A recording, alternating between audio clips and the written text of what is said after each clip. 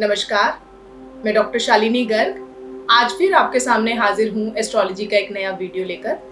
अपने पिछले वीडियो में हमने हाउसेस की चर्चा की। आज के वीडियो में भी हम क्लासिफिकेशन ऑफ द हाउसेस पर विस्तार में चर्चा करेंगे कि विभिन्न हाउसेस हमारे जीवन में किस प्रकार का महत्व रखते हैं और उनकी क्या क्या इम्पोर्टेंस है। तो पिछले हमने वीडियो में बताया था कि फर्स्ट हाउस हमारी ईगो का, हमारी मैं का घर है। सेकेंड हाउस हमारे परिवार का, हमारे धन का, हमारी वेल्थ का हाउस है। थर्ड हाउस हमारे आस पड़ोस का, हमारे यंगर सिबलिंग्स का, छोटी यात्राओं का घर है। फोर्थ हाउस माँ, मन और भावना का घर है। फिफ्थ हाउस हमारी प्रोजनी, संतान और बुद्धि का घर है। सिक्स्थ हाउस सभी प्रकार की डिफिकल्टीज, डिजीजेस और डेट्स, ऋणों का घर है, कंपटीशन का घर है। सेवेंथ हाउस हमारे स्पाउस का, हमारी सभी तरह की डॉक्यूमेंटेड पार्टनरशिप का घर है।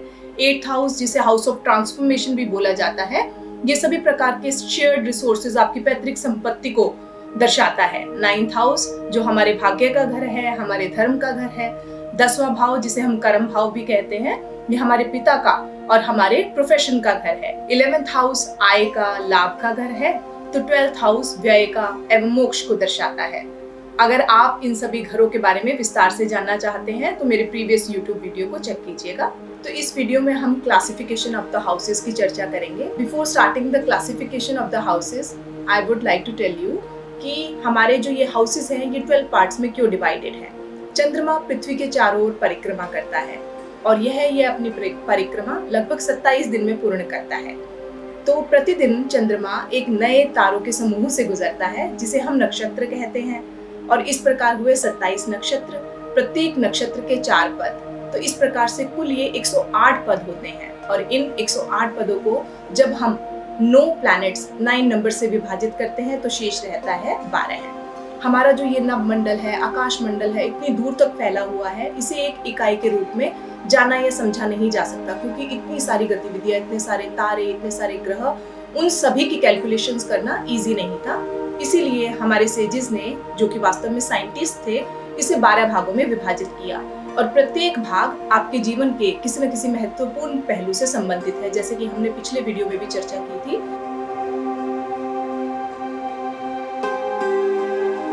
अब हम बात करते हैं क्लासिफिकेशन ऑफ द हाउसेस की। सबसे पहले इसमें आता है केंद्र भाव। पहले, चौथे, 7वें और 10वें, इन चारों घरों को केंद्र भाव कहा जाता है।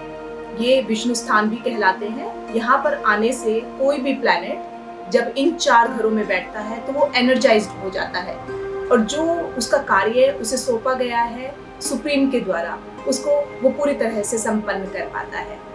उसके बाद हमारा आता है त्रिकोण भाव। पहला, 5वां और 9वां, इन तीनों भावों को त्रिकोण भाव कहा जाता है। इन्हें लक्ष्मी स्थान भी कहा जाता है। इन तीनों घरों में स्थित जो प्लैनेट्स हैं वो भी आकर एनर्जाइज्ड हो जाते हैं और अपने कार्य को बहुत अच्छे से संपन्न करते हैं।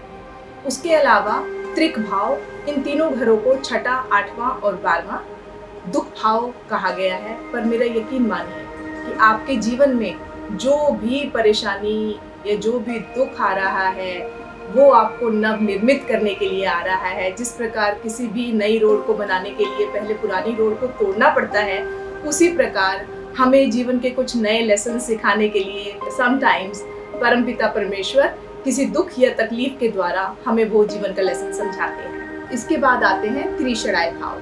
तीसरा, 6वां और 11वां, इन तीनों घरों को त्रिषणाय भाव या फिर पाप घर भी कहा जाता है। ये घर भी अशुभ माने जाते हैं और ये भी दुख, तकलीफ और मेहनत के द्वारा हमें जीवन में आगे बढ़ना सिखाते हैं। इसके पश्चात है उपचय भाव। तीसरा, 6वां, 10वां और 11वां, ये घर हमें थोड़ी सी मेहनत करवाकर प्रगति का मौका देते हैं कि अब आप थोड़ी मेहनत कीजिए और अपने जिस स्थिति में आप हैं उसमें सुधार कीजिए। तो उपचय भाव भी एक बहुत ही सुंदर हाउसेस हैं। इसके अलावा मारक भाव, जिसके बारे में आप जानते होंगे, भवेत भावम का एक कॉन्सेप्ट है कि किसी घर को अगर हमें अच्छे से एनालाइज करना है तो जितने नंबर का वो घर है उससे उतने ही नंबर गिनने पर जो घर प्राप्त होता है उसको भी स्टडी किया जाता है। जैसे मान लीजिए कि किसी बच्चे की हमने शिक्षा का अनुमान लगाना है तो जो प्राइमरी एजुकेशन है वो 3rd हाउस से आती है। तो तीसरे का तीसरा, चौथा, 5वां, यानी कि 5वां घर, वहाँ से हमारी जो है स्कूलिंग टिल 12th मान लीजिए, या फिर ग्रेजुएशन लेवल तक की जो हमारी एजुकेशन है वो 5th हाउस के उसमें आती है। तो 5th का 5th होता है 9th हाउस, और 9th हाउस से हमारी यूनिवर्सिटी लेवल की शिक्षा आती है। तो संतान को जानना है तो 5वें का 5वां यानी कि 9वां घर, 9वें घर का भी हम जो है डिटेल्ड एनालिसिस करते हैं 5वें घर का ठीक प्रकार से परिणाम जानने के लिए। दूसरे और 7वें घर को मारक भाव माना जाता है। द्वितीय भाव और सप्तम भाव, इन दोनों भावों को मारक भाव कहा गया है। हमें पता है कि अष्टम भाव जो है आयु का भाव है, तो 8वें का 8वां यानी कि तीसरा घर वो भी आयु का घर हुआ। और 7वां घर 8वें घर का लॉस है। 8वें से जस्ट पहले वाला, जब आप 8 से गिनना शुरू करेंगे तो 8वें का 12वां बैठता है। तो सप्तम भाव और द्वितीय भाव वो तीसरे भाव का 12वां बैठता है। तो इस तरह से 7वां और दूसरा घर, इनको जो है मारक भाव कहा जाता है। तो इस प्रकार एस्ट्रोलॉजी की ये 12 भाव हमारे जीवन के किसी न किसी पहलू से संबंधित हैं। ये हमें जीवन में एक्सेप्टेंस सिखाते हैं, ये हमें जीवन में सरेंडर सिखाते हैं। प्रभु से मिलन के वैसे भी 2 राह हमारे गुरु के द्वारा हमें बताए गए हैं। एक है इति का कॉन्सेप्ट, यानी कि जो कुछ है उसे वैसे ही स्वीकार कर लें, और एक नेति का कॉन्सेप्ट, यानी कि सब कुछ भूलकर सिर्फ प्रभु के रंग में रंग जाए।